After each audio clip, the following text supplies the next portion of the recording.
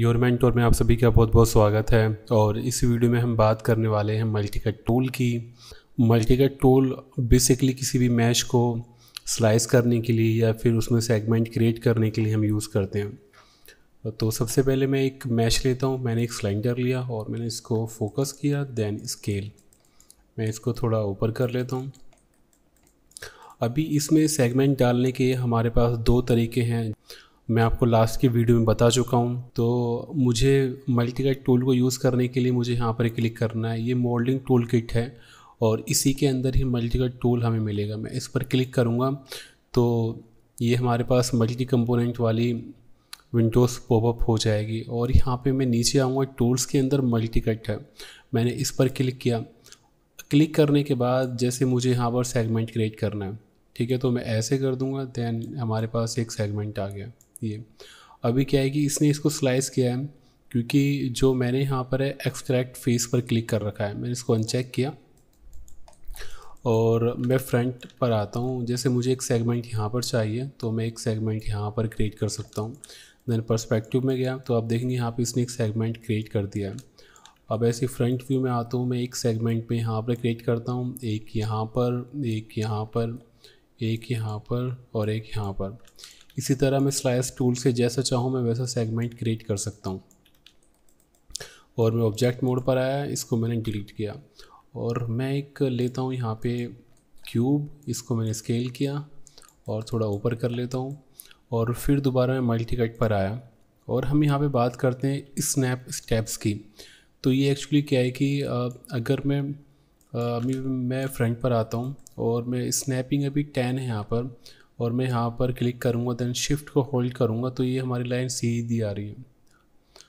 अगर मैं इसको नीचे लेकर जाऊँगा तो ये इतना स्नैप कर रहा है, यानी 10%, जैसे यहाँ पर रखा मैंने। और इस बार मैं इसकी वैल्यू कर लेता हूँ 1। और अब मैं यहाँ पर क्लिक करूँगा, देन शिफ्ट को होल्ड करूँगा, मैं ऊपर नीचे मूव करूँगा तो अभी इतना कम स्नैप कर रहा है। फाइन। और अगर मैं इसकी वैल्यू यहाँ पे मैं दोबारा मल्टीकट सेलेक्ट करता हूँ और मैं यहाँ पे इसकी वैल्यू लेता हूँ 50%। फाइन। और मैं इसे यहाँ से देन शिफ्ट को होल्ड करूँगा, ठीक है। तो आप देखेंगे ये सीधा स्नैप नहीं कर रहा, क्योंकि उसकी मैंने वैल्यू ज़्यादा बढ़ा दी है। यहाँ पे स्नैप कर रहा है, देन ऊपर स्नैप कर रहा है। अब ये सेंटर में बिल्कुल स्ट्रेट लाइन को क्रिएट नहीं कर रहा है। और अभी मैं स्नैपिंग अगर मैं 100 कर दूँ, यहाँ पे फुल 90 है और मैं यहाँ पे क्लिक करूँगा, देन शिफ्ट, तो अभी बिल्कुल 90 का एंगल बिल्कुल आपको स्ट्रेट एक लाइन क्रिएट करके देगा, कुछ ऐसे। 90 ओबियसली परपेंडिकुलर होता है। तो जैसे मुझे ऊपर सेगमेंट चाहिए, देन मैं यहाँ से क्लिक करूँगा, देन शिफ्ट, बिल्कुल सीधा आएगा, देन शिफ्ट और यहाँ से शिफ्ट, बिल्कुल सीधा। तो आप देखेंगे कि हम कितने सारे सेगमेंट को हम क्रिएट कर चुके हैं। और मैं W प्रेस करूँगा, एज को लूप में सिलेक्ट हो जाएगा, देन ऊपर नीचे मूव कर सकता हूँ मैं, यहाँ से स्केल कर सकता हूँ इसे किसी भी तरह, किसी भी फेस को पकड़ के मैं कुछ भी उसकी पोजीशन रोटेट कर सकता हूँ। और मैं फेस पकड़ता हूँ आपको, और फेस यहाँ से मूव भी कर सकता हूँ। मैं इस मैश को डिलीट करता हूँ, देन मैं यहाँ पे लेता हूँ एक स्फीयर और थोड़ा ऊपर। फाइन। अब मल्टीकट टूल की हम एक बात और कर लेते हैं। जैसे मैंने मल्टीकट टूल पर यहाँ क्लिक किया, अब ये तो कि अगर मैं इस एज पर आऊँगा यहाँ पे और मैं शिफ्ट को प्रेस करूँगा तो हमारा जो मल्टीकट टूल है वो बिल्कुल सेंटर से स्टार्ट होगा। जैसे मुझे एक फेस यहाँ पर बनाना है बीच में, तो मैं एक क्लिक यहाँ करूँगा, सेकंड क्लिक यहाँ पे शिफ्ट के साथ, तो हमारे पास एक लाइन आ गई। और मल्टीकट टूल ने सेगमेंट क्रिएट करके दे दिया, मतलब कि फेस को उसने दो भागों में डिवाइड कर दिया। अब जैसे फिर दोबारा मैंने मल्टीकट टूल पे क्लिक किया और मैं एक क्लिक यहाँ पर करूँगा और एक क्लिक यहाँ पर करूँगा, तो इसने इस फेस को भी कुछ ऐसे डिवाइड कर दिया। तो मल्टीकट टूल क्या काम करता है, किसी भी सेगमेंट को किसी भी तरह से डिवाइड करने के लिए। मैं दोबारा मल्टीकट टूल पे क्लिक करूँगा और एक क्लिक मैंने यहाँ पे किया, एक यहाँ पर, एक यहाँ पर और एक यहाँ पर, एक यहाँ पर और एक यहाँ पर और एक यहाँ पर, एक यहाँ पर, एक यहाँ पर। फाइन। और अगर मैं फेस पर आऊँगा तो आप देखेंगे ये फेस सेपरेट हो गया, देन ये, देन ये, देन ये। और मैं इसको मूव भी कर सकता हूँ और इसको यहाँ से एक्सट्रूड भी कर सकता हूँ ऊपर की साइड। जैसे अब मल्टी कट टूल से मुझे यहाँ पे सेगमेंट क्रिएट करना है, मैंने मल्टी कट टूल पे क्लिक किया और अगर मैं कंट्रोल को प्रेस करूँगा तो ये मुझे एक लूप तैयार करके दे देगा। लाइक अगर मुझे यहाँ पे एक लूप तैयार करना है इस वाले सेगमेंट पे, तो मैं कंट्रोल को होल्ड करूँगा और यहाँ पे क्लिक कर दूँगा। फाइन, कुछ जैसे मल्टी कट टूल पे क्लिक किया और यहाँ पे, और अगर मुझे यहाँ पे चाहिए देन, और अगर मुझे इस वाले सेगमेंट पे चाहिए देन कंट्रोल, देन यहाँ पे सेंटर। मैं कुछ इस तरह मैं मल्टी कट टूल से सेगमेंट क्रिएट कर सकता हूँ।